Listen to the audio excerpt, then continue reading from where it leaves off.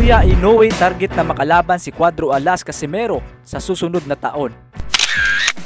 Ayon nga po sa promoter ni Inoue mga idol, target daw nila ang 3 laban sa susunod na taon. Una nga po sa listahan nila itong si Luis Nery. Huling laban nga po ni Nery mga idol kontra sa ating kababayan na si Froilan Saludar, na kung saan tinapos po ni Nery sa Saludar via TKO sa second round. Pangalawa nga po itong sa listahan si Murodjon Akhmadaliev. Huling laban niya kontra Kevin Gonzalez na tinapos lamang ang laban sa round 8 via TKO. Para po sa hindi nakakaalam, ito po yung tinalo ni Marlon Tapales at naagaw ang mga titulo, kaya nabigyan ng pagkakataon na makalaban ang The Monster. Pangatlo nga po sa listahan ang angas ng Pinas, Cuadro Alas Casimero. Huling laban ni Casimero mga idol kontra Yokomuri Oguni, na kung saan natapos ang laban sa pamamagitan ng tabla. Ayon nga po sa promoter ni Inoue mga idol, na si Inoue na mismo ang nagsabi sa kanya na gusto niya makalaban si Casimero para matuldukan na ang matagal ng gusto ng mga fans ang maglaban si Inoue at Casimero. Dagdag pa ng promoter ni Inoue mga idol, volunteer defense daw ang kanilang gagawin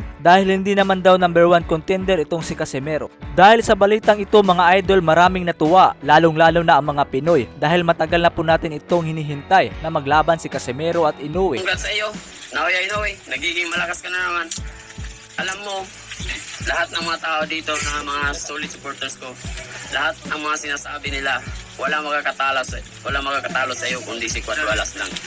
So abangan nyo guys.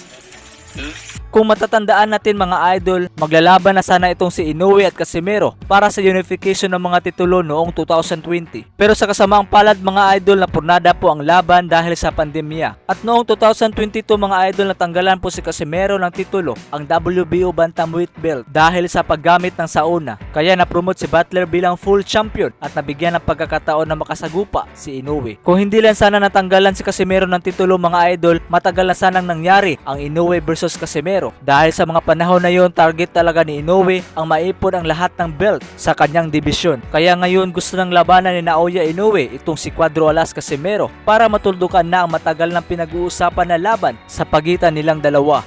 Kaya naman kung matuloy ang laban nila mga idol, ano ang sa tingin ninyo? May pag-asa pa ba si Cuadro Alas Casimero na matalo itong The Monster ng Japan na si Naoya Inoue? Maraming salamat sa panunood mga idol. Mag-ingat kayo palagi at God bless sa ating lahat.